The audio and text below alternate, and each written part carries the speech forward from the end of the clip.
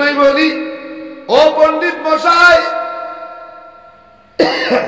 ও পুরোহিত মশাই, এরকম ডেট ফেল গাঁজা খাইয়া যদি তথ্য দাও, তাইলে তোমার ধর্মে এমন একটা সময় আসবে যে সময় তোমাকে মানার মতো একজন হিন্দু অবশিষ্ট থাকবে না।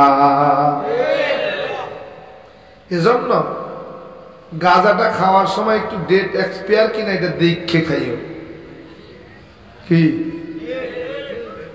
কারণ ওদের ধর্মগ্রন্থে তো পূজার নামে মাতলামি করা জায়েজ। বড় বড় পূজাগুলো যখন হয়, মদ আর হুইস্কি আর ফেন্সিডিলের দাম বেড়ে যায়, কারণ ওরা এটা খেতে খেতে এইটা খেয়েই তো তারা মূর্তির সামনে নাচা কুদা করে। কত বড় মূর্খ! আরে তুমি ভগবানের সামনে দাঁড়াইলে মদ খাইয়া মাতলামি করার জন্য তোমার একটুও কলিজার মধ্যে ভয় লাগলো না? তুমি যদি তাকে ভগবানই মানো, তো ভগবানের সামনে দাঁড়াইয়া তুমি মাতলামি করো, তোমার একটু ভয় করে না? কোরআন ও সুন্নাহর ভিত্তিতে সহি তরিকায় আপনাকে আমাকে বড় দয়া করে মায়া করে যাচাই ছাঁটাই করে দুনিয়ার সমস্ত ব্যস্ততা, সমস্ত প্রকার গুনাহের থেকে আলাদা করে মাহতি মজলিস, আল্লাহ ওয়ালাদের মজলিস, উলামায়ে কেরামের মজলিস, জাকিরিন শাকিরিনদের মজলিস, কোরআন সুন্নাহর মজলিস তথা জান্নাতের টুকরা বাগানে আসবার জন্য, বসবার জন্য, আমি অধম গুনাহগারকে কিছু বলবার জন্য, আমাদেরকে বসে শুনবার জন্য কবুল আর মঞ্জুর করেছেন। নেয়ামতের শুকর আদায়ার্থে মুসলমান হিসেবে ইমানের আওয়াজকে উঁচু করে উচ্চ কণ্ঠে একসাথে এক আওয়াজে কালেমাত ও শুকর উচ্চারণ করছি। সকলে পড়ি আলহামদুলিল্লাহ। লক্ষ কোটি দুরূদ ও সালাম সাইয়্যিদুল মুরসালিন রাহমাতাল লিল আলামিন, সাইয়্যিদুস সাকালাইন, শফিউল মুজনিবিন, ইমামুল মুরসালিন, খাতামান নবিয়্যিন, পয়গম্বর আরবি, বিশ্ব নবী হযরত মুহাম্মদুর রাসূলুল্লাহ, সকলে পড়ি সাল্লাল্লাহু আলাইহি ওয়া আলিহি ওয়া সাল্লামের উপর। প্রিয় উপস্থিতি, কোরআনে হাকিম থেকে একটি আয়াতে কারিমা তিলাওয়াত করেছি। আল্লাহ তাআলা যদি তৌফিক দান করেন, সংক্ষিপ্ত পরিসরে কোরআন ও সুন্নাহর ভিত্তিতে সহি তরিকায় ইখলাস ও রুহানিয়তের উদ্দেশ্যে কিছু কথা বলবো। আল্লাহ তাআলা আমাকে বলবার মতো, আমাদেরকে বসে শুনবার মতো হিম্মত, ধৈর্য আর তৌফিক দান করেন। বলেন আমিন। আর জোরে বলি আল্লাহুম্মা আমিন। বড় ভাইরা, প্রত্যেকেই এক একটা কাজ, কোনো কিছু উদ্দেশ্য থাকে না নাই? প্রত্যেকটা কাজের এক একটা উদ্দেশ্য আছে, উদ্দেশ্য থাকে। আমরা আজকে এই কোরআনের মাহফিলে আসছি, আমাদের একটা উদ্দেশ্য আছে না নাই? বলে কি উদ্দেশ্য?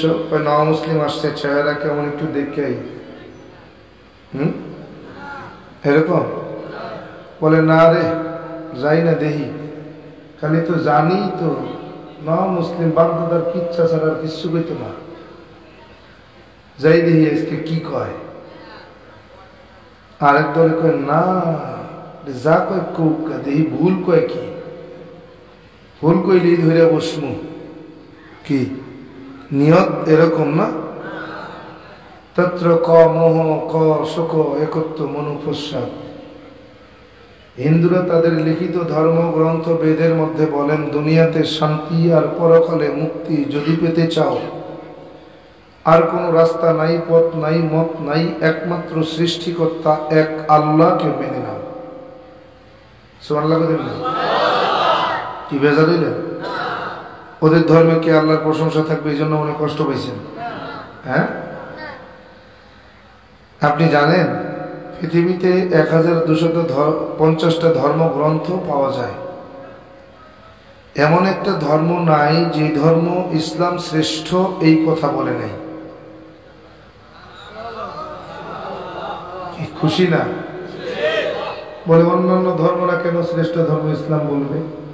এটা শুধু আমরা মুসলমানরা কোরআনের মধ্যে আছে, আমরাই শুধু বলবো, আর কেউ বলবে না। হ্যাঁ, পৃথিবীতে 1250টা ধর্মগ্রন্থ, সকল ধর্মগ্রন্থের মধ্যেই বলা হচ্ছে ইসলাম ইজ দ্য বেস্ট। বুঝাতে পারিনি কোথায়? বলে ইসলামই হলো দুনিয়ার জমিনে শ্রেষ্ঠ জীবন বিধান। কেউ বোঝেন না? বাংলায় বলছি না নাকি সংস্কৃত ভাষায় বলছি? বাংলায় বলছি। দুনিয়ার জমিনে শ্রেষ্ঠ জীবন বিধান কি? কথা বলেন না কেন? ইসলাম। একমত নাকি মাঝে মাঝে হিন্দু সনাতনও মাঝে মাঝে হয় না? বলে হয় না, তা কি হয়? তো না হইলে কি আমরা স্লোগান ধর্ম যার যার উৎসব সবার দিই? কথা হয় না? আরে সনাতন ধর্ম যদি শ্রেষ্ঠ জীবন বিধান মাঝে মাঝে নাই স্বীকার করি, তাইলে কি ওদের পূজায় আর আমরা যাই? কি আপনার এলাকায় যায় না? না যায়? হায় হায়, যারা যায় তারা মনে করে কি আরে শ্রেষ্ঠ ধর্ম ইসলাম কেন মানবো, সনাতনের মধ্যে যে কি মজা বুঝবো কি? হ্যাঁ, আজকে চিটাগাং, আপনাদের বিভাগ চিটাগাং শহর থেকে এক হিন্দু যুবক ফোন দিয়েছে, বলে হুজুর আমি সবসময় আপনার বয়ান শুনি, আমি আজকে আমার বাবার সঙ্গেও কথোপকথন হয়েছে, আমি আমার বাবার কাছে জিজ্ঞেস করলাম বাবা আমাদের ভগবান কে? বাবা আমাকে বললেন আমাদের ভগবান হলো শ্রীকৃষ্ণ। তো যুবক বলতেছে আমি বাবার কাছে জিজ্ঞেস করলাম বাবা যদি শ্রীকৃষ্ণ ভগবান হয় তাহলে আমাকে বানাইছেন কে?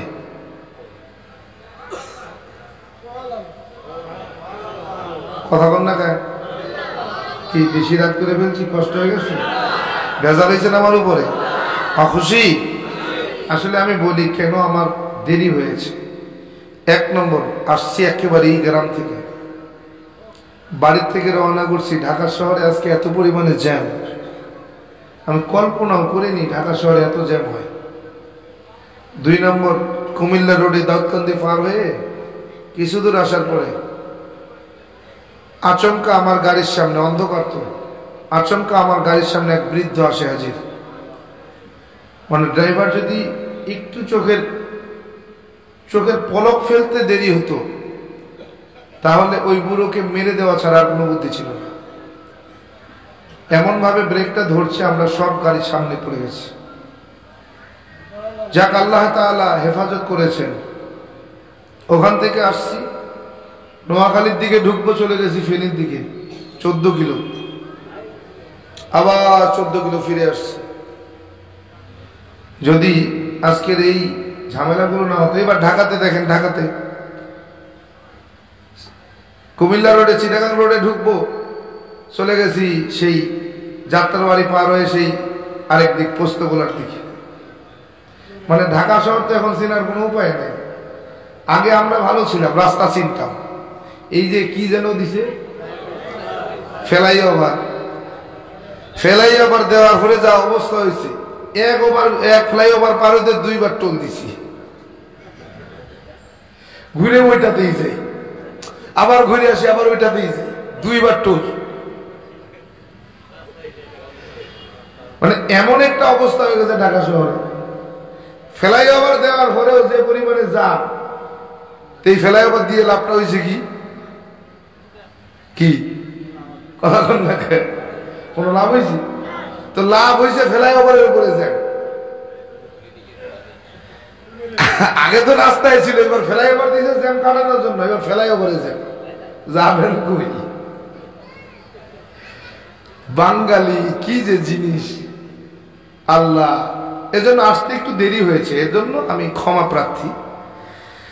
আসলে এসে যে খুব বেশি দেরি করছি তাও না, এসেই শুধু একটু ওয়াশরুমে গিয়ে ফ্রেশ হয়ে বোধহয় কেকের 2 পিস কেক খেয়ে আমি চলে আসছি স্টেজে। খাইও নি, সারাদিনের খবর নেই। যাকগে, ভাবলাম যে আমার জন্য শ্রোতারা কষ্ট করে বসে আছে এত রাত পর্যন্ত, আগে স্টেজে যাই, খাওয়া দাওয়া পরে দেখব। প্রিয় ভাইরা, এত দূর থেকে সফর, আপনি যদি চিন্তা করতেন ঢাকার থেকেই আসছি প্রায় 200 কিলো, বেশি না, 180 কিলো, 200 কিলো, তাহলে 200 কিলো ঢাকার থেকে 415 কিলো। চিন্তা করতে পারেন, এত দূর থেকে গাড়ি দাবড়াই আসছে, ড্রাইভারের না খাওয়া না ঘুম না আর কিছু, এরপরে আসতে পারছি, শুকরিয়া।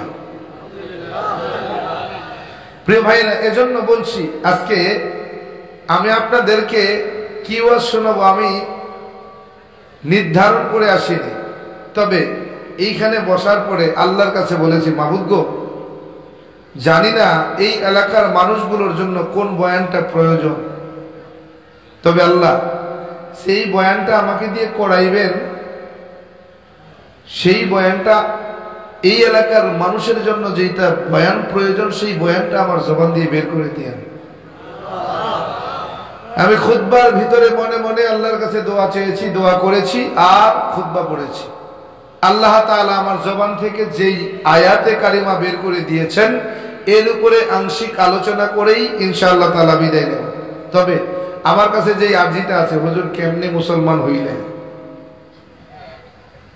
কি শুনবেন? কেমনে মুসলমান হইলাম শুনবেন? এই কথা বলতে গেলে তো আমার চার দোকানে একজন মুফতি সাহেব আছে, মুহাদ্দিস শাইখুল হাদিস, জীবনে যদিও মাদ্রাসায় পড়ে নাই, কি হ্যাঁ আছে না? এ চার দোকানে বইয়া বইয়া ফতোয়া দেয়, ফতোয়াবাজি করে, আর দূর মিয়া নও মুসলিম কি ওয়াজ করবে, কি আছে না? আরে নও মুসলিম কি ওয়াজ করবে, ও তো জীবনী ছাড়া কিচ্ছু জানে না, এই তো বাপদাদার কিচ্ছা ছাড়া আর কিচ্ছু কইতো না, খালি খালি যাইস না। আসার সময় এরকম কিছু লোক ফতোয়াবাজি করছে না, কিছু মুফতি সাহেবরা, কালকে সকালে বড় ফতোয়াবাদ দেবে আবার, কইছিলাম না, কি কইছিলাম না, ও জীবনী ছাড়া কিচ্ছু কইতো না। হ্যাঁ, কোরআন হাদিস জানেনি, কোরআন হাদিস কইব, এই জানবো কেমনে, পড়বে কই, কি ঠিক না? আল্লাহ হেদায়েত দান করেন।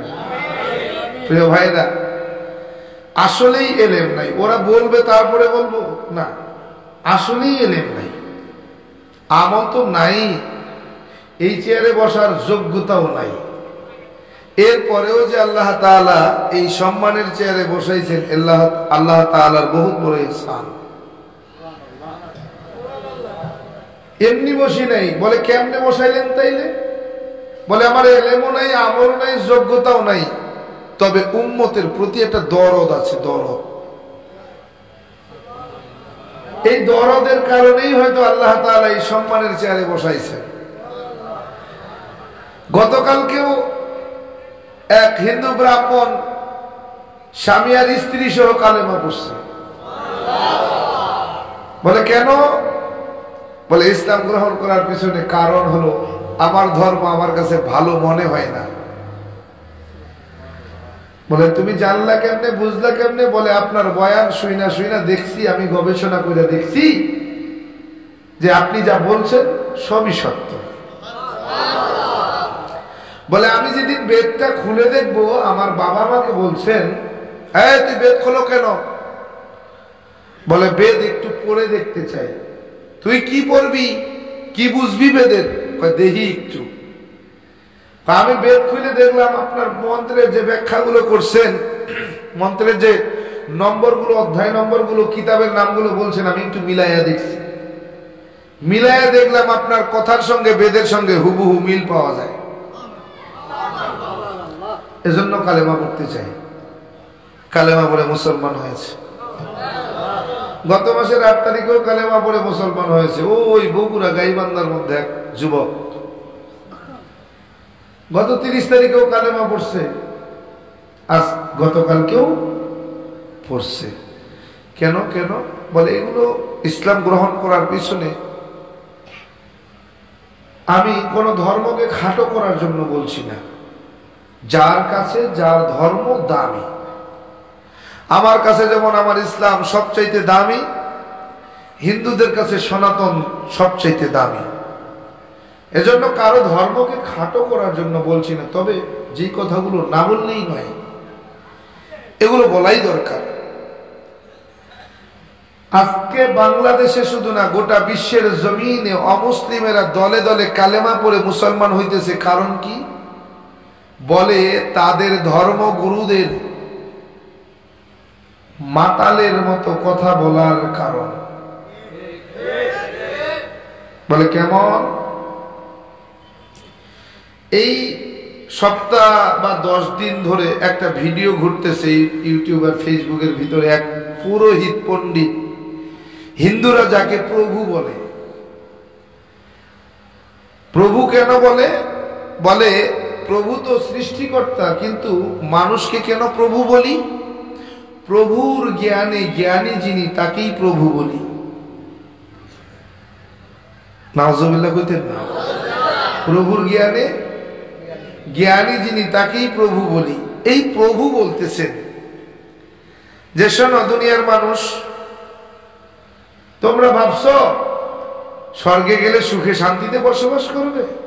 না, দুনিয়াতে যেমন শান্তি নাই, স্বর্গের মধ্যেও শান্তি নাই। নাউজুবিল্লাহ কইতেন না? আচ্ছা, আমার এবার বোঝান তো পণ্ডিত মশাই, আশেপাশে দাদা কাকা আছে নাকি? নাই একদম। তা পণ্ডিত মশাইরে আমার প্রশ্ন, বলেন তো যেই স্বর্গে শান্তি নেই সেই স্বর্গে যাব কেন? কথা বল না কে? আমি যদি আপনাদেরকে বলি জান্নাতে শান্তি নাই, আপনি ওই জান্নাতে যাইতে চাইবেন? পণ্ডিত মশাই বলতেছে, পুরোহিত প্রভু বলতেছে, কয় দুনিয়াতে শুধু শান্তি নাই তা নয়, স্বর্গেও শান্তি নেই। আচ্ছা, যে স্বর্গে গেলে শান্তিতে থাকতে পারবো না, যে স্বর্গে শান্তি নেই, এই স্বর্গে যাবো কেন? বলে শান্তি কেমন নাই? তুমি স্বর্গে যেতে চাও, 18 বছর বয়সে তুমি স্বর্গে প্রবেশ করবে, তোমার 18 বছর যুবক তুমি হবে। এবার স্বর্গে যাওয়ার পরে তোমার পেটে যে পরিমাণ খিদা থাকবে সে পরিমাণ তোমাকে খেতে দেওয়া হবে না। বুঝাতে পারি নাই বোধ হয়? তোমার যে পরিমাণ পেটে খিদা থাকবে সে পরিমাণ তোমাকে খেতে দেওয়া হবে না। তোমার পানি পিপাসা লাগবে, কিন্তু তুমি পানি তালাশ করে পাবে না। তুমি জান্নাতের মধ্যে দেখবে গাছে ফল ধরে আছে, এত এত ফল, কিন্তু তুমি ছিঁড়ে খেতে পারবে না। বলে শুধু এই সমস্যা না, আরো আছে। কি? বলে 18 বছরের যুবক হয়ে তুমি স্বর্গে প্রবেশ করলে 40 বছর পর্যন্ত তুমি সুখে শান্তিতে সংসার জীবন পালন করবে। 40 বছর বয়স হয়ে গেলে তোমার অসুখ বিসুখ শুরু হবে। স্বর্গের মধ্যেও নাকি অসুস্থ হবে। ভিডিওটা আমার কাছে আছে, যদি কোনো হিন্দু দাদা বাপের বেটা থাকেন আসেন ভিডিও দেখায় দিই। আল্লাহ এবার বলছে যে 18 বছর থেকে 40 বছর পর্যন্ত তুমি সুখে শান্তিতে বসবাস করবে। 40 বছর বয়স যখন জান্নাতের মধ্যে স্বর্গের মধ্যে তোমার হয়ে যাবে, তখন তুমি অসুস্থ হয়ে পড়বে। এই অসুস্থ অবস্থায় তুমি রোগ বালাই নিয়ে 10,000 বছর পর্যন্ত জান্নাতে থাকবে। এরপরে তোমার মৃত্যু হবে, তুমি মারা যাবা। কি যাবা? স্বর্গের মধ্যে নাকি মারা যাবে। আচ্ছা ভালো কথা, মারা গেলে তোমাকে স্বর্গে রাখা হবে না, বের করে দেওয়া হবে। তুমি আবার দুনিয়ায় আসবা।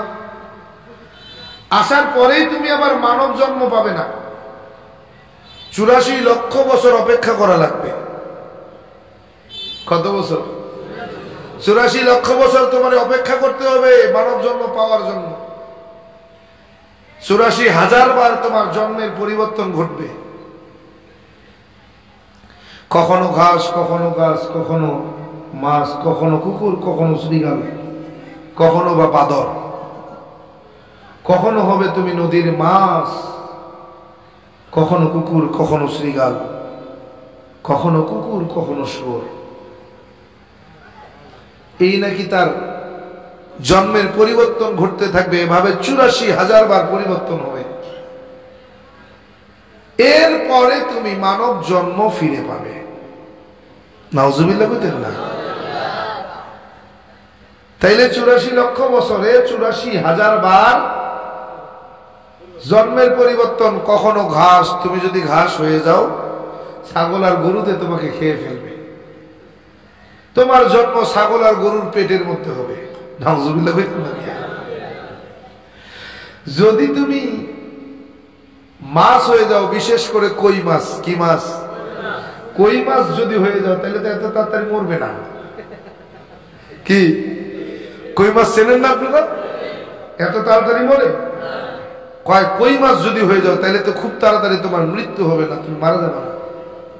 তুমি জীবিত থাকা অবস্থায় তোমার শরীর থেকে চামড়া উঠানো হবে। হাজারো চেষ্টা করার পরেও তুমি মহিলাদের বটির আঘাত থেকে বাঁচতে পারবে না। কি বলে, তুমি যদি কখনো মাথার উকুন হয়ে যাও, তাহলে এক মহিলার পিছনে বসে বসে মাথা কাটবে, উকুন তোমাকে খুঁজে খুঁজে বের করবে, আঙ্গুলের নখের ডগায় ফেলে টিপে টিপে তোমারে হত্যা করবে। এই হলো জন্মের পরিবর্তন ঘটতেছে। এইভাবে 84,000 বার জন্মের পরিবর্তন ঘটার পরে তুমি মানব জন্ম ফিরে পাবে, আবার স্বর্গে যাবে।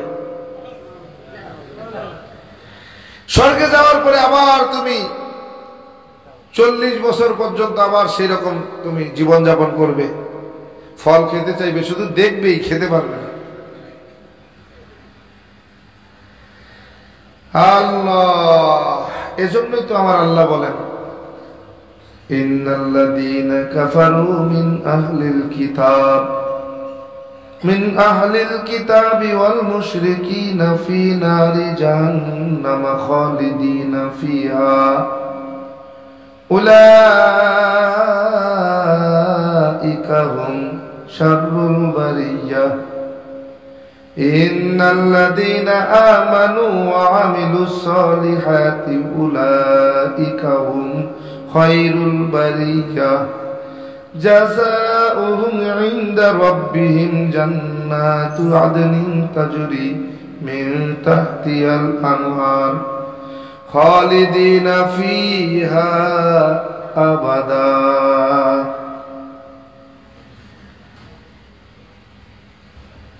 যদি তুমি মুশরিক আর কাফের হয়ে যাও, তাহলে তোমার জন্য আমি আল্লাহ তাআলা চিরস্থায়ী জাহান্নাম তৈরি করে রাখছি। এই জাহান্নামে তুমি চিরস্থায়ী থাকবে, জাহান্নাম থেকে কোনোদিন তুমি বের হতে পারবে না। বলে তুমি ক্ষতিগ্রস্তদের দলভুক্ত হয়ে যাবে। আর যদি দুইটা জিনিস তুমি করতে পারো, দুইটা আমল করতে পারো, তাহলেই তো তুমি সফল কাম। ইন্নাল্লাযীনা আমানু ওয়া আমিলুস সালিহাত, এক নম্বর, যদি তুমি ঈমান আনতে পারো। 2 নম্বর, ঈমান অনুযায়ী আমল করতে পারো, অর্থাৎ আমলের সালেহ করতে পারো। উলাইকা হুম খায়রুল বারিয়া, তুমি সফল কাম হয়ে যাবে। সুবহানাল্লাহ। আর যদি তুমি সফল কাম হয়ে যাও, আমি রবের পক্ষ থেকে তোমার জন্য পুরস্কার, জাযাউহুম ইনদা রাব্বি, আমি রবের পক্ষ থেকে তোমার পুরস্কার, জান্নাতু আদনিন তাজরি মিন তাহতিহাল আনহার, বলে তোমাকে আমি পুরস্কার হিসেবে এমন একটা জান্নাত দিয়া দিব, যেই জান্নাতের নিচ দিয়ে একটা নদী প্রবাহিত হবে। তুমি কও পানি তালাশ করে পাবা না, আমার আল্লাহ বলে যে এই জান্নাতটা তোমাকে দেব, ওই জান্নাতের নিচ দিয়ে আগেই বলে দিয়েছেন একটা নদী প্রবাহিত হবে, নহর নহর। তুমি পানি তালাশ করে পাও না, আমার আল্লাহ বলে যেই পানিটা নদীতে থাকবে, নহরে থাকবে, ওই পানিটার রূপ কালার হবে দুধের চাইতেও সাদা, মধুর চাইতে মিষ্টি। ওই পানি দিয়ে তুমি পানি পান করবে, ওযু করবে, গোসল করবে, ওই পানি তুমি ব্যবহার করবে। আর তুমি কইলা কি কয় পানি তালাশ করেও পাবে না। জান্নাতের মধ্যে যাওয়ার পরে ফল দেখবে কিন্তু ছিঁড়তে পারবে না। অথচ আমার আল্লাহ বলেন ওই জান্নাতে যেই গাছগুলো ফলগুলো দেখবে ওর চাইতে হবে না, বরং দিলের থেকে শুধু একটু বাসনা, যদি ওই ফলটা খেতে পারতাম। আল্লাহ বলেন ওই গাছটার ডালটা নিচু হয়ে তোমার হাতের কাছে ধরা দেবে, তুমি ফলটা ছিঁড়বে, ফলটা ছিঁড়ে তুমি যখন কামড় বসাবে বলবে আহা আপেল খাইতেছি আপেল, তুমি আপেলের স্বাদ পাবে। তোমার ওই সময় মনে হবে আহা যদি একটু আঙ্গুর খেতে পারতাম কতই না মজা হতো। আমার রাসূল বলেন ওই ফলের মধ্যে 40 ফলের স্বাদ দিয়ে দেওয়া হবে, 40 প্রকার ফলের স্বাদ ওই ফলের মধ্যে থাকবে। তো 40 প্রকার ফলের স্বাদ পাওয়া যাবে। বলবে তুমি যদি একটু খেজুর খাইতে পারতাম, কামড় দিবে খেজুরের স্বাদ তুমি পেয়ে যাবে। এক ফলের মধ্যেই 40 প্রকারের ফলের স্বাদ তুমি পাবে। বলবে তাইলে তো একদিন না একদিন গাছের ফল শেষ হয়ে যাবে এভাবে যদি খেতেই থাকি। বলেন না,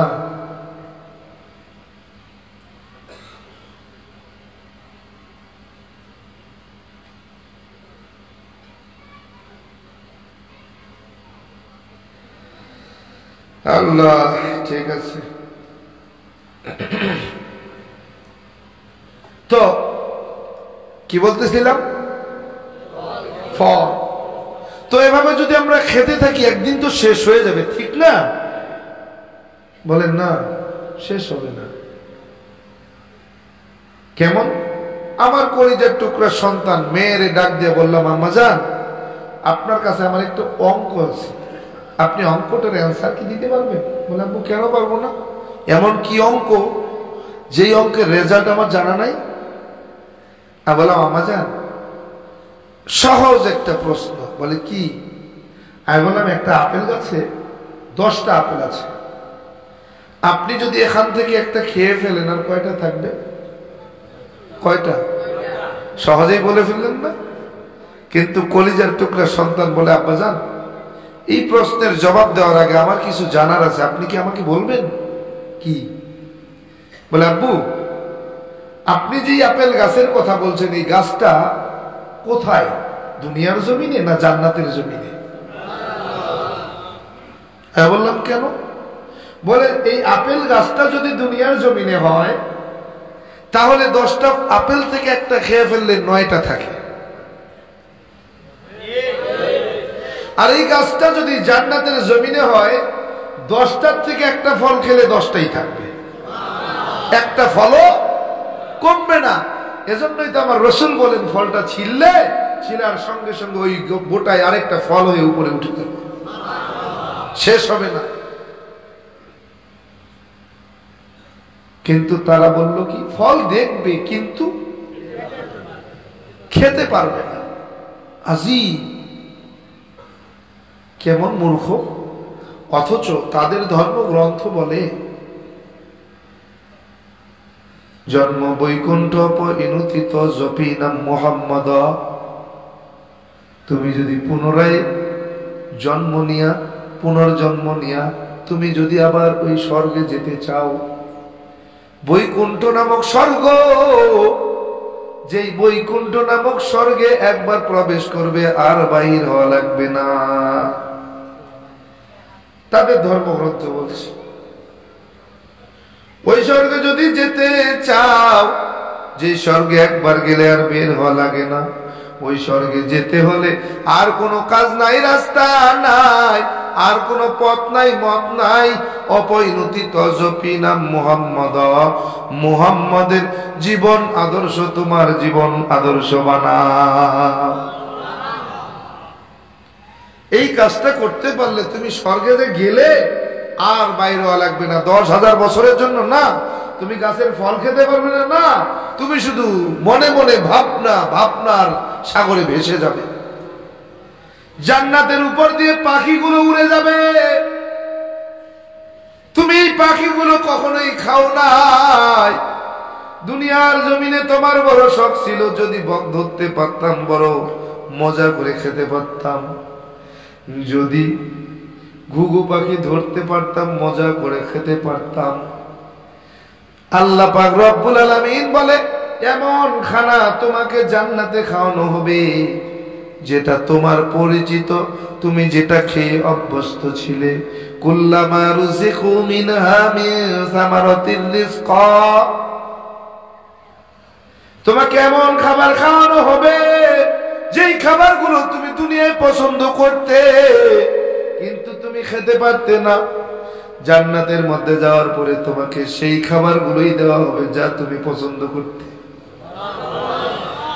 জান্নাতের উপর দিয়ে একটা বক উড়ে যাবে, বক। মনে মনে বান্দা শুধু বলবে, আরে ওই বকটা উড়ে যায়, যদি ওই বকের গোশতটা একটু খেতে পারতাম বড় মজা হইতো। সঙ্গে সঙ্গে ওই বকটা রান্না হয়ে ভুনা হয়ে তোমার সামনে হাজির হয়ে যাবে। ঘুঘু পাখিটা উড়ে যাইতেছে, তুমি শুধু মনে মনে ধারণা করবে, আহা দুনিয়ার জমিনে কত ঘুঘু পাখি খেতে মনে চাইতো, খেতে পারি নাই। আজকে যদি জান্নাতের মধ্যে ওই ঘুঘু পাখিটা ধরে আমি ভুনা খাইতে পারতাম, কতই না মজা হইত। সঙ্গে সঙ্গে ওই ঘুঘু পাখিটা ভুনা হয়ে তোমার সামনে হাজির হয়ে যাবে। ওই পাখির গোশতটা তুমি খেয়ে ফেলবে, হাড্ডিগুলো জান্নাতের জমিনে ফেলে দিবে। বলে ওই পাখির হাড্ডিগুলো আবার ঘুঘু পাখিতে রূপান্তর হয়ে আসমানে জান্নাতের উপরে উড়ে চলে যাবে।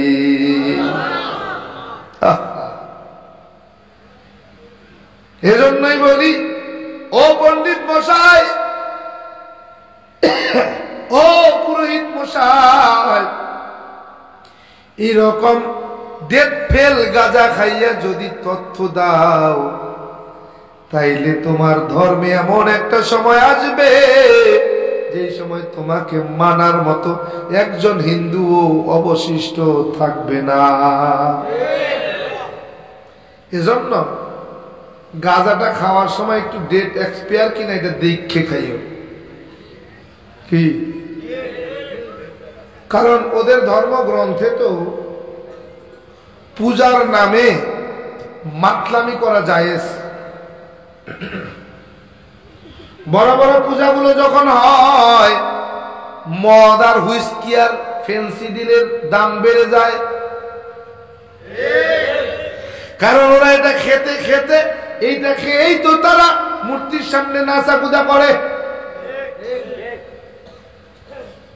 কত বড় মূর্খ! আর তুমি ভগবানের সামনে দাঁড়াইলে মদ খাইয়া মাতলামি করার জন্য, তোমার একটুও কলিজার মধ্যে ভয় লাগলো না? তুমি যদি তাকে ভগবানই মানো, তো ভগবানের সামনে দাঁড়াইয়ে তুমি মাতলামি করো, তোমার একটু ভয় করে না? আজি এজন্যই তো বলি, ও পণ্ডিত মশাই, সতর্ক হয়ে যাও, সতর্ক হয়ে যাও। এখনকার হিন্দু দাদারা কিন্তু আর আগের মতো মূর্খ নাই। এখনকার হিন্দু দাদারা ওই সময়ের আদি যুগের হিন্দু দাদাদের মতো মূর্খ না। এখনকার হিন্দুরা কিন্তু শিক্ষিত। এই জন্য কথাটা বলার আগে ভালো করে খেয়াল করে তারপরে বলো, নাইলে এমন একটা সময় আসবে তোমার মানার মতো একজন লোক তালাশ করে পাবে না। একা একা শুধু কানবে, হায় হায় করলাম ডাকি আর হইল ডাকি। এজন্য সাবধান। আমার আল্লাহ বলে, বান্দা ওই জান্নাতে যেতে চাও, দুইটা জিনিস তুমি মেনে নাও। এক নম্বরে ঈমান আনো, ঈমান। আমার এক হিন্দু দাদা জিজ্ঞাসা করতেছে ফোন দিয়া, বলে দাদা জানতে চাই ঈমান আগে না আমল আগে? কোনটা আগে? ইমান না আমল? কেউ কয় আমল, কেউ কয় ইমান, ঝামেলা তো আছে। বুঝছেন? প্রশ্নটা করছে একজন হিন্দু, কতটুকু চিন্তা ভাবনা করে প্রশ্নটা করছে। কি বলি, প্রশ্নের জবাবটা কি হয়, ভুল কিনা সঠিক, নিশ্চয়ই জ্ঞানী একজন ব্যক্তি না হলে এই প্রশ্ন করার কথা নয়। বলে দাদা জানতে চাই, বলেন না ইমান আগে না আমল আগে? আমি বললাম দাদা এই প্রশ্নের জবাব যদি সঠিক হয় তাইলে কি হবে? বলে দাদা জানার বড় শখ, আপনি নাকি নব মুসলিম, আপনার কাছে জানতে চাই। আমি তাই তো ঠিক আছে, সব যখন আছে সব পূরণ করা দরকার, এরপরে যাওয়াই হবে। বললাম দাদা আমল যদি কিয়ামত পর্যন্ত করা হয়, যদি তার ঈমান না থাকে ওই আমলের কোনো মূল্য আমার আল্লাহর কাছে নাই। তুমি আমল দিয়ে কি করবা? তোমার তো ঈমানই নেই। বলে দাদা তার মানে কি? আমি বললাম অবশ্যই ঈমান আগে, ঈমান ছাড়া তোমার আমল যেমন কোনো দাম নাই, আমলটাও করা লাগবে। তবে ঈমান আনার পর তুমি 5 ওয়াক্ত নামাজ পড়লে তোমার ঈমান নাই, ওই নামাজের কোনো দাম নাই। কথা হয় না কেন? এরকম মুসলমান নাই। বলেন নামাজ না পড়লে কি হবে? ঈমান মজবুত আছে না? বাপ রে বাপ রে বাপ, নামাজ না পড়লে কি হবে? ঈমান মজবুত। বলে কেমন? সারা সপ্তাহে নামাজ পড়ে না, জুমার দিনেও নামাজ পড়ে না, বছরে 2টা ঈদ, ঈদের নামাজও পড়ে না,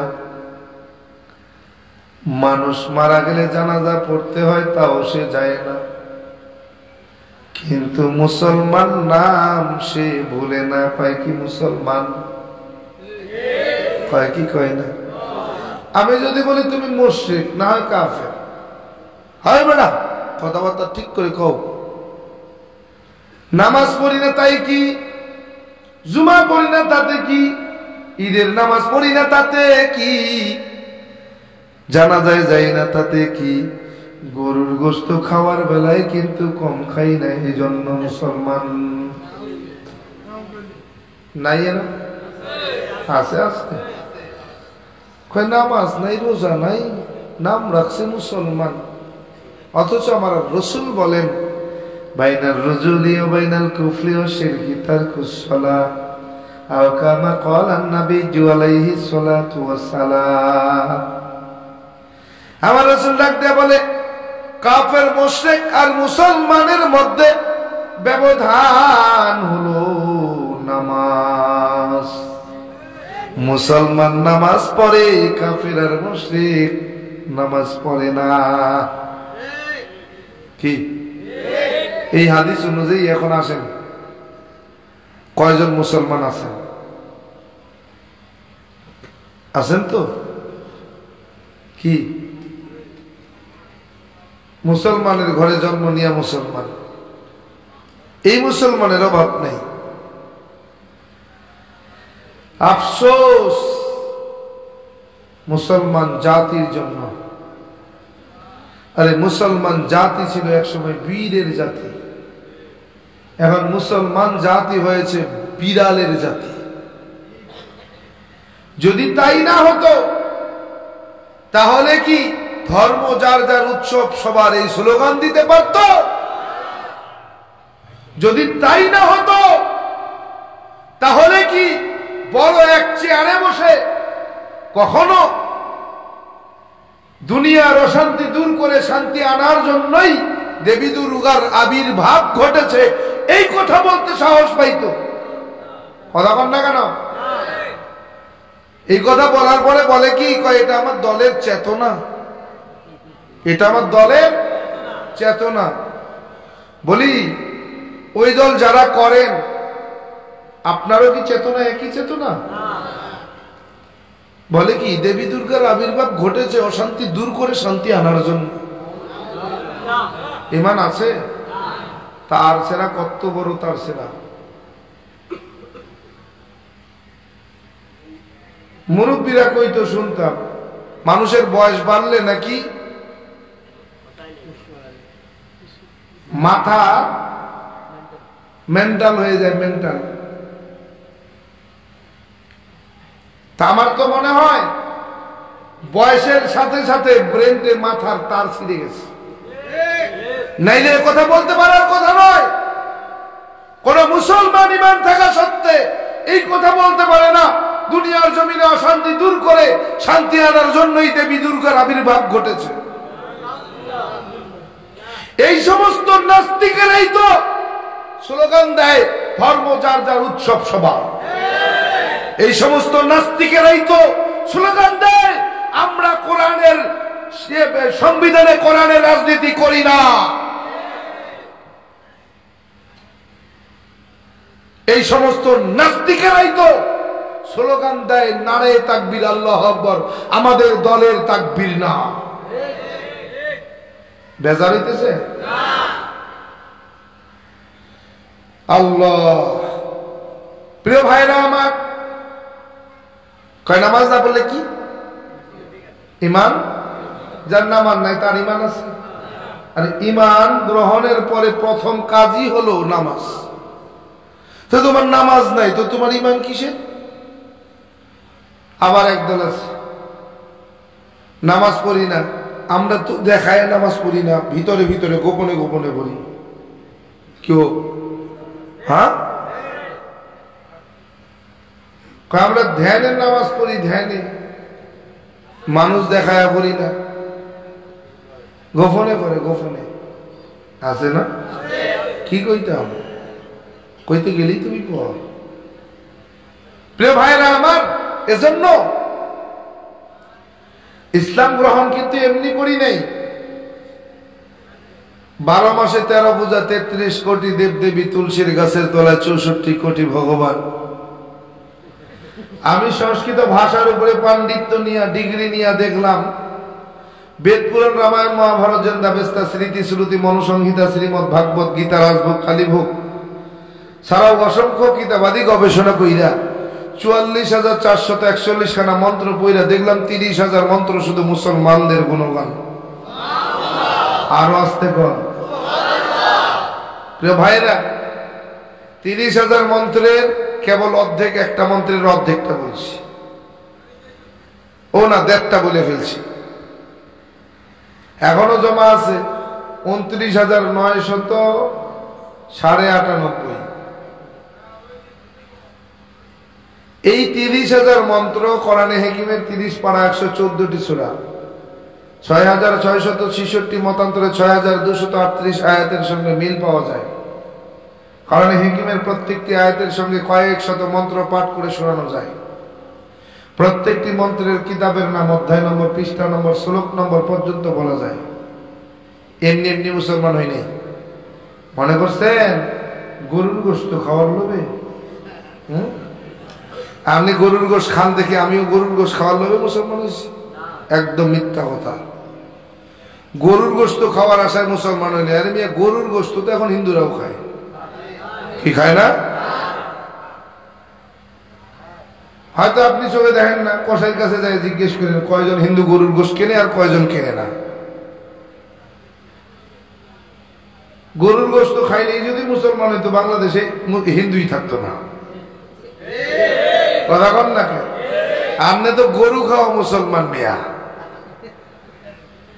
আপনি তো মুসলমান, গরু খাওয়া মুসলমান। আপনার মুসলমানিতে কিচ্ছু নাই। রাস্তাঘাটে চললে আপনারা বোঝা যায় না আপনি হিন্দু না মুসলমান। কথা কয় না কেন?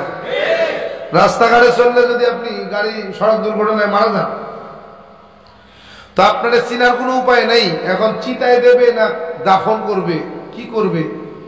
আর চেনার উপায় কি? বলে লুঙ্গি উঠাও, এছাড়া চেনা যায় না। আপনি কোন মুসলমান? হ্যাঁ, সিরাত নাই, সুরত নাই, খান মুসলমান।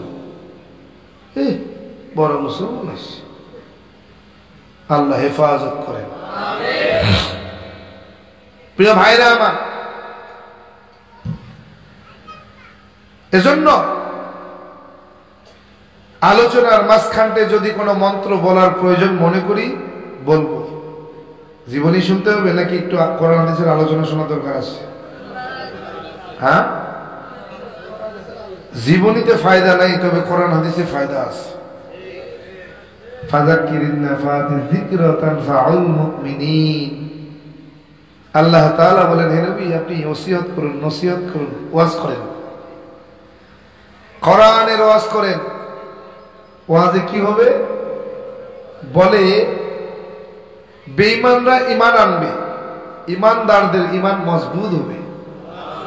এজন্য আপনি বেশি বেশি করে ওয়াজ নসিহত করেন। কি থেকে করবে? বাপদাদার কি ইচ্ছা? বলে না, কোরআন থেকে, কোরআন থেকে, কোরআন থেকে বেশি বেশি ওয়াজ করেন। বেঈমানেরা ঈমান আনবে আর ঈমানদারেরা ঈমান মজবুত হবে। আল্লাহ, আমার আল্লাহ তাআলা বলেন, قل يا عبادي الذين أسرفوا على أنفسهم لا تقنطوا من رحمة الله إن الله يغفر الذنوب جميعا إنه هو الغفور الرحيم।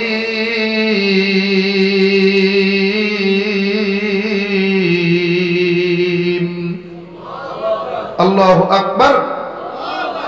আমার নবী ডাক দিয়ে বললেন, উম্মতের দল, তোমার সামনে যখন কোরআনে কারিমের তিলাওয়াত হয়, তিলাওয়াতের শেষে একবার যদি দিল থেকে আল্লাহু আকবার পড়তে পারো, আমি আল্লাহ তাআলা তোমার জিন্দেগীর সমস্ত গুনাহগুলো মাফ করে দেব। আহা, আমল করা যাবে নি? এখনকার ওয়াজ মাহফিলে তো আমলের বয়ান নাই। বলে সিনেমার গান, কমেডি, কৌতুক আর অভিনয়। কথা কয় না কেন? সিনেমার গান, টিকটক, কৌতুক আর অভিনয়, এছাড়া আর কোন ওয়াজ মাহফিল নয়। এদের আবার যুবকরা বেশি করে দাওয়াত দেয়। কেন দেয় জানেন? দাওয়াত দেওয়ার পিছনে কারণ আছে। বলে, হুজুর আমরা মুসলমানের সন্তান, আমরা জানি কোরআন হাদিস আপনারা কোন, আমরা শুনি। সিনেমায় যাওয়া মুসলমানের জন্য হারাম, সিনেমা দেখা হারাম। কনসার্ট, মমতাজ আপার গান শোনাও নাকি হারাম। তো যাত্রা পালায় যাওয়াও নাকি হারাম। খালি হারামের ফ্যাক্টরি নিয়ে বসেন আপনারা। টিকটক, কৌতুক করাও নাকি হারাম। তো জামু কই? এই জন্য এমন একটা বক্তা লয়ে আইছি, একের ভিতরে সব। কি? একের ভিতরে সব। সিনেমার গানও শুনবো, ওয়াজও শুনবো, কৌতুকও শুনবো, টিকটকও হবে, যাত্রার অভিনয় হবে, কমেডিও হবে। এই জন্য এমন একটা বক্তার দাওয়াত দিছি, একবারে আন্তর্জাতিক খ্যাতি সম্পন্ন, একেবারে তাও লিখছি কি মুফাসসিরে কোরআন। বাংলাদেশের যতগুলো টিভি চ্যানেল আছে সবগুলোর নাম পিছনে আছে। এরপরে কয় আল্লামা, শাহ সুফি, কুতুবে রব্বানি, সারা গায়ে চুলকানি, শাহ সুফি অমুক অমুক অমুক অমুক। কি আছে না নাই? কারণ আমার তো ভাই এলেম নাই, কইলেও তো বিপদ। কি আছে না? আশ্চর্য, অবাক লাগে, আজীব ব্যাপার। এত সিনেমার গান করা আর এত কৌতুক অভিনয় আর কমেডি করা আর টিকটকের সময় পায় কোথায়? এই যে এতটুকু সময় কথা বলছি, এর মধ্যে মনে হয় মোটামুটি 1 ঘন্টা যদি ওয়াজ করে, এর মধ্যে 45 মিনিট খালি গানে গায়। কথা কয় না? 45 মিনিট কি গায়? 1 ঘন্টা ওয়াজ, 1 ঘন্টা টাইম, 45 মিনিট গান। এত গান শিখছে কোথায় আমার বুঝে আসে না। এই যে নতুন নতুন কিছু সিনেমার গান, কিছু ওই গান বেরোয় না, ভাইরাল টপিক, এই গানগুলো সুর নকল কইরা ইসলামিক গানের নামে গজল বানাইছে, গজল খায়। আছে না নাই? আরে বাপরে বাপ, এত সুন্দর কণ্ঠ, মনে হচ্ছে সুরের ভিতরে 19 থেকে 20 নাই। আছে না? আরে বাপরে বাপ, কয় কি ইসলামী সঙ্গীত গায়া একেবারে মাঠ জমায় ক্ষীর বানায় ফেলছে, ঠিক না? সিনেমার গান। আচ্ছা বলি, এই যে সিনেমার গানটার সুরটা তুমি পাইলা কোথায়? কোথায় শুনছে? এজন্য তো আমার আল্লাহ বলেন, ইয়া আইয়ুহাল্লাযীনা আমানু লিমা তাকুলুনা মা লা তাফআলুন। ও বড় বক্তা, ওয়াজ করবি কর। ও হাফেজ সাহেব, মুফতি সাহেব, ও মাওলানা শাইখুল হাদিস, ও মুহাদ্দিস সাহেব, ওয়াজ করবা করো, বাধা নাই। হাসরের মাঠে না দেখবো তুমি কি জন্য করছো, ইন্নাস সালাতি ওয়া নুসুকি ওয়া মাহইয়ায়া ওয়া মামাতি লিল্লাহি রাব্বিল আলামিন। তুমি যে এই যে বড় বক্তা হইলা, ওয়াজ করলা, তুমি কি জন্য ওয়াজ করছো এটা তো আমি জানি না। কি হাসরের ময়দানে বোঝামু তোর এই ওয়াজটার জ্বালাটা। আল্লাহ কয় ওয়াজ করবি কর, কোনো বাধা নাই, তবে ওই ওয়াজ কর যে ওয়াজের উপরে তুমি নিজে আমল করো। আর বক্তা যে গান গায়, গায় কেন? আমল তো তার ওইটা। আমল কি? আমল গান শোনা। তো আমল তো গান শোনা, তো গান বলবে না, বলবে কি? বক্তা সারা রাত গান শোনে, এই যে স্টেজ থেকে নামার পরে হেডফোনটা লাগাইয়া গান শোনে, আর পরের দিন ওয়াজের মঞ্চে বইয়া বইয়া গান শোনায়। আর যে পাত্রে যা থাকে ঢাললে তো তাই করে নাকি? হ্যাঁ, দুধের পাত্রের থেকে কখনো মধু করবে? মধুর পাত্রের থেকে কখনো তেল করবে? ওর পাত্রের মধ্যে যা আছে তাই তো করবে, কি ঠিক না? এখন পাত্রে আছে গান, তো গান না গাইয়া কি আমল বয়ান করবে? তো গানই তো করবে। তো জন্মের হাসরের ময়দানে বুঝবি খেলা কি। ক বক্তা, কোনো আপত্তি নেই, বাধা নাই। এটা গান গাবো, গান গাওয়ার সময় খুঁজে পাই না, কোন সময় গাবো?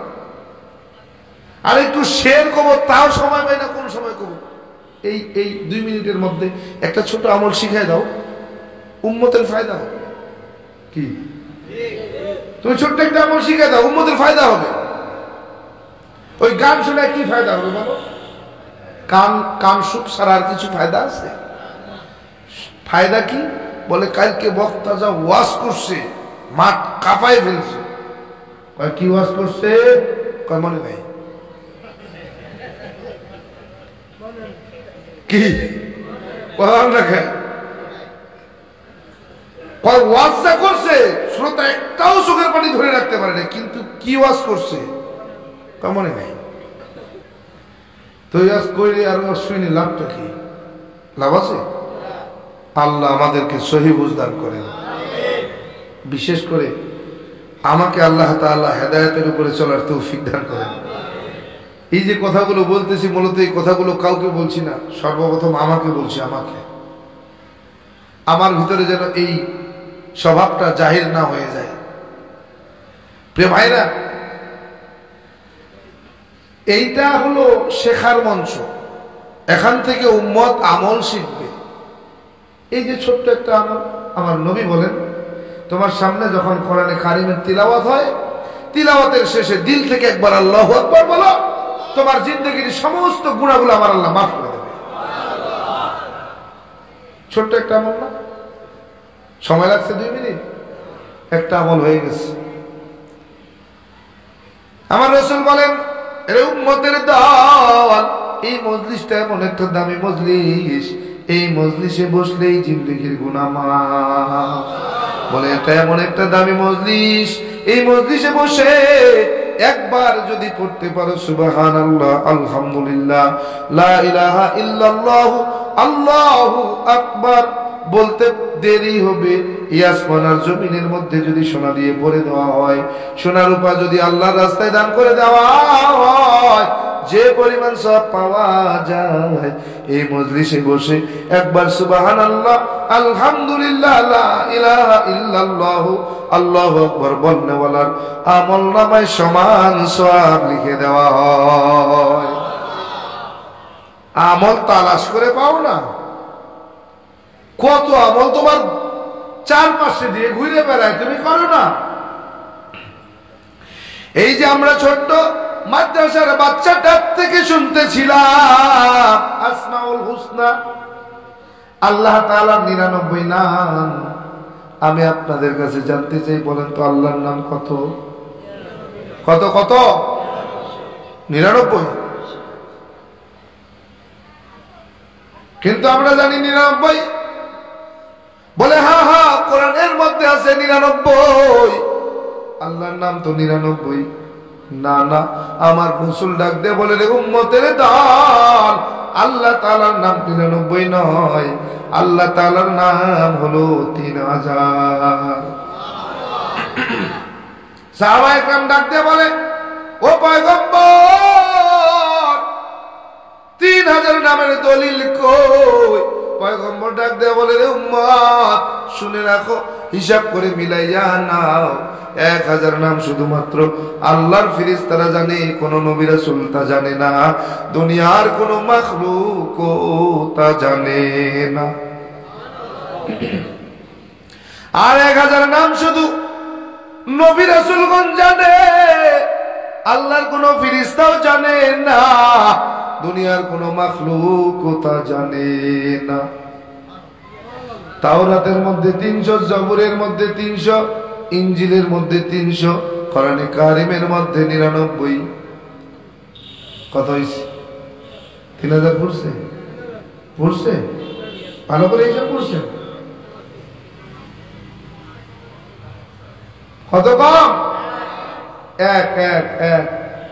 আমার রাসূল বলেন এই নামটা এমন একটা নাম, এই নামটা যে একবার উচ্চারণ করবে, জেনে করুক না জেনে করুক, বুঝে করুক না বুঝে করুক, এই নামটা একবার উচ্চারণের সাথে সাথে 3000 নামের জিকিরের সওয়াব পেয়ে যাবে। এইটা আর এবার বলবো না ভাই, মাইকের সাউন্ড একটু ক্লিয়ার করে দেন, গলা মনে হয় টানতেছে একটু। তাইলে নাম কত? একটা নামের ফজিলত, বলে একটা নাম একবার উচ্চারণ করবে 3000 নামের জিকিরের সওয়াব পেয়ে যাবে। বলে একটা নাম কি? সাহাবায়ে কেরাম বলে পয়গম্বর নামটা কি? পয়গম্বর ডাক দেয়া বলে উম্মতের দল, একবার যদি কেউ পড়ে বিসমিল্লাহির রহমানির রহিম, বিসমিল্লাহির রহমানির রহিম পড়তে দেরি 3000 নামের জিকিরের সওয়াব পেতে দেরি হবে না। বলে বিসমিল্লাহ নামের এত গুণ, এত গুণ, এত গুণ, এত গুণ। বলে বিসমিল্লাহ এমন একটা নাম, এমন একটা নাম, বলে বিসমিল্লাহর ফজিলতের বয়ান শেষ করা যায় না। বলে কেমন? পয়গম্বর নূহ আলাইহিস সালাতু ওয়াস সালামের জামানায় এরে বান্দা বিসমিল্লাহর বরকত কত। পয়গম্বর নূহ আলাইহিস সালামের জামানায় একজন বিখ্যাত বীর পালোয়ান ছিল, নাম ছিল উজ। উজ উজ পালোয়ান 300 ফিট লম্বা। কত? এটা গাজাগরি গল্প না? বলে 300 ফিট লম্বা এই উজ পালোয়ান ওই জমানার দৈনিক খাদ্যের তালিকা ছিল, দৈনিক খাবারের তালিকা। বলে একদিন পয়গম্বর নূহ আলাইহিস সালাম ডাক দেয়া কয়, পয়গম্বর ডাক দেয়া বলে আমি মেহমান ছাড়া খানা খাই না। একদিন দুপুরবেলা রাস্তার সামনে দাঁড়ায় রইছে, যেই আসবে তারই আজকে দুপুরের মেহমান বানায় আমি খানা খাবো। তাকায় দেখে ওই উজ পালোয়ান হেঁটে হেঁটে আসতেছে। ডাক দিয়া কয় এ উজ দাঁড়াও। কি? বলে দুপুরে আমার বাসার মেহমান তুমি হয়ে যাও। বলে পয়গম্বর দাওয়াত দেন, দাওয়াত নিব, তবে শর্ত আছে। ও পয়গম্বর সকালবেলার নাস্তা আমার 12,000 রুটি, দুপুরবেলা কি খাবো এটা বুঝে কিন্তু দাওয়াত দিয়ে। টেনশন করিও না, চলো চলো দুপুরে খানা খাবো। খানা খাবার বসাই দিয়া দস্তরখান দিয়া প্লেট দিয়া কয় আইতেছি। 3 খান রুটি, কয় খান? 3 খান রুটি একটা প্লেটে খাই না সামনে দিছি। পয়গম্বরের ডাক দিয়ে কয়, ও পয়গম্বর, মস্করা করেন আমার সাথে?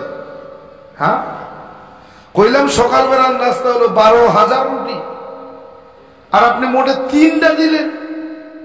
কয় অপেক্ষা কর, আগে খাবি না। কি কয়, তুই যে রুটিটা ধরবি, ধরার সময় বিসমিল্লাহ কবি। বিসমিল্লাহ কয়ে তুই 3টা রুটি আগে খাবি। তুই যত রুটি খাইতে পারো তোর সব রুটি দেবো, তুই 3টা খাইতে লাগ, আমি রুটি নিয়ে আই। কয় বিসমিল্লাহ কইলে কি হইবে? রুটি বাড়বে না আমার পেট ছোট হইবে? আর কোনো ব্যাপার না, যান আপনি রুটি আনেন। রুটি আনতে গেছে, এদিক থেকে পালোয়ান এবার বলতেছে, কয় বিসমিল্লাহ কইতে কইছে পয়গম্বর, এটা কোনো ব্যাপার? আচ্ছা দেহি বিসমিল্লাহ কি হয় আমার। রুটি এক কোনা ধরে বিসমিল্লাহির রহমানির রহিম কইয়া ছিঁড়ছে, সিরা খাইছে। বিসমিল্লাহ বইলা খানা খাওয়া শুরু করছে। একটা রুটিও খাইতে পারে নাই, পেট ভইরা গেছে, পেট ভইরা গেছে। পয়গম্বরের রাগ দিয়ে বলে, পয়গম্বর কি এমন বরকতের বয়ান শুনাইলেন? আগে তো রুটি আমি খাইতাম, এখন দি রুটি আমারে খায়। কি হইল, ঘটনা কি? কি বরকতের বয়ান আপনি করলেন? কোন এজন্যই তো আমার রাসূল বলেন, তুমি যখন ঘর থেকে বের হও বিসমিল্লাহ বলে বের হও। যতক্ষণ তুমি ঘরে ফিরবা না ততক্ষণ তোমার কদমে কদমে কদমে কদমে মাওলাই কারিমের জিকিরের সব লেখা হয়। তুমি ঘর থেকে বিসমিল্লাহ বলে বের হয়ে যাও, ঘরে না ঢোকা পর্যন্ত যদি কদমে কদমে আল্লাহ নামের জিকিরের সব পাও। আমার আল্লাহ নবী ডাক দেয়া বলে, এরে উম্মত, শুধু তাই না, তুমি একটা কাজ শুরু করবে। কাজটা শুরু করো, বিসমিল্লাহ বইলা কাজটা শুরু করো। কাজটা শুরু করবা, শেষ হওয়ার আগ পর্যন্ত তোমার প্রত্যেক কাজের প্রত্যেক নিঃশ্বাসে নিঃশ্বাসে মাওলাই পাকের জিকিরের সওয়াব তোমার আমলনামায় লেখা হয়। এত ফজিলত, এত ফজিলত। বলে তুমি আমারে দেখতে চাও নাকি? কি লাগবে না? তুমি কি আমারে দেখতে চাও? বলে হা হা, কেন চাই না? বলে আল্লাহর নবীর চেহারা মোবারক যে একবার দেখে তার জন্য জাহান্নাম হারাম হয়ে যায়, জান্নাত ওয়াজিব হয়ে যায়। ও পয়গম্বর, নিশ্চয়ই তো আমি দেখতে চাই। বলে দুনিয়ার জমিনে তো আর নাই। বলে কেমনে দেখবা? দেখার কোনো উপায় নাই। বলে হা হা আছে। বলে কি উপায় আছে? বলে প্রত্যেক দিন ঘুমাতে যাওয়ার আগে তুমি যদি ওযু বানাইয়া বিছানায় যাইয়া ডান কাতে শুইয়া বালিশে মাথা লাগাইয়া তুমি প্রত্যেক দিন রাত্রি বেলা বিসমিল্লাহির রহমানির রহিম, বিসমিল্লাহির রহমানির রহিম, বিসমিল্লাহির রহমানির রহিম 21 বার পড়িয়া ঘুমাইতে পারো, আমার রাসূল ডাক দেয়া বলে জীবনে তোমার মৃত্যুর আগে যে কোনো রাত্রে আমি স্বপ্নে তোমার সামনে দেখা দিব। আমল করা যাবে? আমল ছাড়া আছে কি? আহা, আমল নাই, শেখায় না, উম্মতের মধ্যে আমল নাই। উম্মত নামাজি হয়েছে, বেনামাজি কমে নাই। কথা বল না কেন? নামাজি হয়েছে কিন্তু কি বেনামাজি কমে নাই। আমল বাড়ছে কিন্তু ইমানদার নাই। আমল বাড়ছে কিন্তু কি নাই? ইমানদার নাই। বলে কেমন? বলে ইমানটা হলো কচুর পাতার পানি, চেনেন? বর্ষাকালে দেখা যায়, কচু গাছ আছে আপনাদের এলাকায়, বর্ষাকালে কচুর পাতার মাঝখানটা একটা স্বচ্ছ পানি দেখেন, কত পরিষ্কার। বলে এত পরিষ্কার পানি দুনিয়াতে আর দেখা যায় না। ঠিক না? মনে হচ্ছে ওটার মধ্যে একটা লাইট ফিটিং করে রাখছে। ইমানটা ঠিক ওই কচুর পাতার স্বচ্ছ পানিটার মতো। সামান্য ঝড়েই পড়ে যায়। সামান্য শিরিকের দ্বারা, সামান্য গুনাহের দ্বারা আপনার আমার ঈমান চলে যেতে পারে। ঈমানটা এমন। বলে কেমন? আমার সন্তানটা আজকে ইন্তেকাল করেছে। কি করেছে? ইন্তেকাল করেছে। আহা, যদি সময় মতো ডাক্তারের কাছে নিতে পারতাম বোধহয় বেঁচে যেত। বলি বলে অমুকরে এত নিষেধ করলাম, বাবা আজকে না গেলে কি তোমার হয় না? আমার কথা শুনলো না, রাস্তায় গেল না, মারা পড়লো। অমুক ব্যক্তি মারা গেছে, ছিল ডায়াবেটিস। আহারে, যদি ডায়াবেটিসের চিকিৎসাটা একটু সময় মতো করতো বাচ্চা যাইত। অমুক ব্যক্তি মারা গেছে, বলে স্ট্রোক করছে, স্ট্রোক, হার্ট অ্যাটাক করছে। যদি খালি হাসপাতালে নিতে পারতো তাইলে বোধহয় বাঁচা যেত। বলিনি? বলে শিরিক। এরকম শিরিক তো আমরা করি না? করি। ঈমান থাকে তো? শিরিক করার সাথে সাথেই আপনার আমার ঈমান হারাইয়া যায়। এরকম ঈমান হারা শব্দ তো আমরা বলি না? বলি। আরে মিয়া, হায়াতের মালিক আমার আল্লাহ, মৌতের মালিকও আমার আল্লাহ। আমার হায়াতের জিন্দেগি ফুরাইয়া গেলে কেউ আমারে বাঁচাইতে পারবে? বাঁচানোর ক্ষমতা কেউ রাখে? কারো ক্ষমতা নাই, কেউ ক্ষমতা রাখে না। অতএব হায়াত ছিল এ পর্যন্ত, শেষ হয়ে গেছে, আল্লাহ নিয়ে গেছে। কি এজন্য আমার রাসূল বলেন, যদি কারো ইন্তেকাল হয়ে যায় তুমি নামাজে দাঁড়িয়ে যাও, 2 রাকাত নামাজ পড়ে তার জন্য দোয়া করো। কিন্তু আমরা এমন কান্না শুরু করি, ওরে বাপরে বাপ, মহিলাগুলো যে কান্না কারে, এমন কান্নার সুর শুনলেই আরেকজন এমনি কান্দে ফেলে। কথা কন না কে? অথচ আমার রাসূল শিখাইলেন কি? বলে তোমাদের মধ্যে থেকে কারো যদি ইন্তেকাল হয়ে যায়, তোমরা সুন্দর করে ওযু করে নামাজে দাঁড়িয়ে যাও, 2 রাকাত নামাজ পড়ে তার জন্য দোয়া করো। এটাতে যতটুকু উপকার হবে, তুমি কানলে তার 1 জাররা পরিমাণ উপকার হবে না। বরং তুমি গুনাহ করলে প্রলাপ বলে তুমি কবিরা গুনার অংশীদার হলে, কবিরা গুনাহ করলে তুমি। এই যে গুনাহ করতেছি সব দিক গুনাহ, শুধু গুনাহই করতেছি, কি ঠিক কিনা প্রিয় ভাইরা? এজন্য খেয়াল করতে হবে।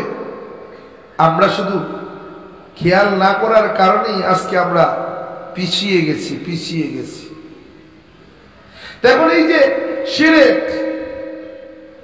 শিরকের গুনাহ থেকে বাঁচার জন্য এখন কি করতে হবে? কোথায় যেতে হবে? কোথায় এই শিরকের গুনাহ জানবো, যে কিভাবে শিরকের গুনাহ থেকে মুক্তি পাওয়া যায়?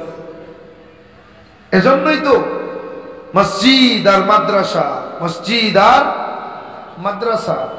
মসজিদ মাদ্রাসা ছাড়া এই দিন শেখা যায় না, দিন জানা যায় না। দিন জানতে হলে মাদ্রাসার বিকল্প নাই। এজন্যই তো আমি প্রায় সময় বলি, দুনিয়ার জমিনে যতদিন মাদ্রাসা আছে ততদিন আল্লাহর দুনিয়ার জমিনে দুনিয়াতে দিন থাকবে, ইসলাম থাকবে। যেই দিন মাদ্রাসা দুনিয়ার থেকে বিলুপ্ত হয়ে যাবে, সেই দিন জমিন থেকে ইসলামও বিলুপ্ত হয়ে যাবে। আপনারা কি চান দুনিয়ার জমিনে ইসলাম থাকুক? চান? সবাই একমত? যদি চাই তো মাদ্রাসাকে টিকিয়ে রাখার দায়িত্ব কার? হিন্দুদের? মাদ্রাসা প্রতিষ্ঠা করবে কি খ্রিস্টানেরা নাকি বৌদ্ধরা? করবে কারা? মুসলমান। আমরা কি কথা বল না কেন? আমরা একমত সবাই? ভেজাল নাই তো? ভেজাল নাই, আমরা সবাই মুসলমান। আচ্ছা বলেন, এই মাদ্রাসা প্রতিষ্ঠানগুলোর প্রতিষ্ঠা টিকিয়ে রাখার জন্য দরকার কার দরকার? আমাদের। সবাই একমত? কারা কারা একমত একটু দেখতে চাই। নারে তাকবীর, নারে তাকবীর, নারে তাকবীর। হাত নামান, বুঝছি। প্রিয় ভাইরা, আজকে এই যে মাদ্রাসার মাহফিল, যে ছোট্ট বাচ্চাটা কত সুন্দর ভাবে আসমা বাহাদুরি করবারে ভাই, আর বাহাদুরি করিও না। এই দুনিয়া থেকে বিদায় নিতে হবে। এ দুনিয়ার জমিনে চিরকাল থাকতে পারে নাই, তুমিও পারবে না। এই দুনিয়া থাকার জায়গা না। এরে যুবক, বিদায় কিন্তু হতেই হবে। এরে যুবক, আর বাহাদুরি করিও না। এরে যুবক, তোমাকে নামাজ পড়তে বললে নামাজ পড়ো না। এরে যুবক, আল্লাহর পথে থাকতে বললে থাকো না। আমার আল্লাহ বলে, বান্দা, এরে কবরের মধ্যে যাইতে হবে। ইন্নাল আবরার লাফি নাঈম ওয়া ইন্নাল ফুজ্জার লাফি জাহিম। আল্লাহ ডাক দেয়া বলে, এ বেঈমানের দল, এরে নবীর উম্মত, হে আল্লাহর বান্দা, আল্লাহ তাআলা ডাক দেয়া বলে, এ বান্দা, কবরে যাবা। ঈমান নিয়ে যদি কবরে যাইতে পারো, কবর হবে জান্নাতের বাগান। গুনাহ নিয়ে যদি ওই অন্ধকার কবরে যাও, এরে যুবক, বৃদ্ধ বাবাজি, ও পদ্মালের মা, ওই কবরের আযাব সহ্য করতে পারবা না। বলে, ওই কবরের আযাব সহ্য করতে পারবা না। এরে যুবক, ওই কবরের মধ্যে একটা নয়, দুইটা নয়, 70 থেকে 99টা সাপের কামড় সহ্য করতে পারবি না। এরে যুবক, দুই পাশের কবরের মাটির চাপ সহ্য করতে পারবি না রে ভাই। তওবা কর, জীবনে কম গুনাহ করি নাই। এরে বান্দা, গুনাহ করছো, তওবা করো, তওবা করো, তওবা করার মতো তওবা করো। হে বান্দা, তওবা করতে দেরি, জিন্দেগির গুনাহ মাফ হতে দেরি নাই। এরে যুবক, বৃদ্ধ বাবাজি, পদ্মালের মা, আজকে এই ময়দান থেকে তওবা করো। আল্লাহ, জীবনে কম গুনাহ করি নাই, আর গুনাহ করবো না, নেকের কাজ ছাড়বো না। ও আল্লাহ, জীবনে গলায় ছুরি আসবে, মারা যাব, জীবনে আর এক ওয়াক্ত নামাজও ছাড়বো না। আয় আল্লাহ, সুন্নতের জবাই করব না, পিতামাতার খেদমত করব, বেয়াদবি করব না। এর যুবক, বৃদ্ধ বাবাজি, পদ্মালের মা, তওবা করে আল্লাহ, জীবনে হক্কানি ওলামা একরাম, পীর মাশায়েখের সঙ্গে বেয়াদবি করব না। এর যুবক, ওয়াদা করো, আয় আল্লাহ, কোরআনটা পড়তে পারি না, কোরআনটাকে সহিভাবে তিলাওয়াত করতে শিখবো। আয় আল্লাহ, দেশ ও রাষ্ট্রের বিরুদ্ধে ষড়যন্ত্র করব না। ও পদ্মালের মা, তওবা করো, জীবনে আর কখনো বেপরদায় বেগানা পুরুষের সামনে যাব না। স্বামীর খেদমত করব, স্বামীর সাথে বেয়াদবি করব না। এর যুবক, বৃদ্ধ বাবাজি, পদ্মালের মা, তওবার নিয়ত যদি খাঁটি হয়, দিলের মধ্যে যদি মুনাফিকি না থাকে, খাঁটি তওবার নিয়তে দুটা হাত আমার আল্লাহরে দেখায়া দাও। নারে তাকবীর। আয় আল্লাহ তাআলা, তওবা করেছি, জীবনে গলায় ছুরি আসবে, নামাজ ছাড়বো না, নবীর সুন্নতের জবাই করব না, পিতামাতার খেদমত করব, বেয়াদবি করব না। আয় আল্লাহ, কোরআনটাকে সহিভাবে তিলাওয়াত করতে শিখবো। আয় আল্লাহ, বেপরদায় বেগানা পুরুষ আর নারীর সামনে যাব না। আয় আল্লাহ, দেশ ও রাষ্ট্রের বিরুদ্ধে ষড়যন্ত্র করব না। আয় আল্লাহ তাআলা, আপনি আমাদের সকলের তওবাকে কবুল করে নেন, বলেন আমিন।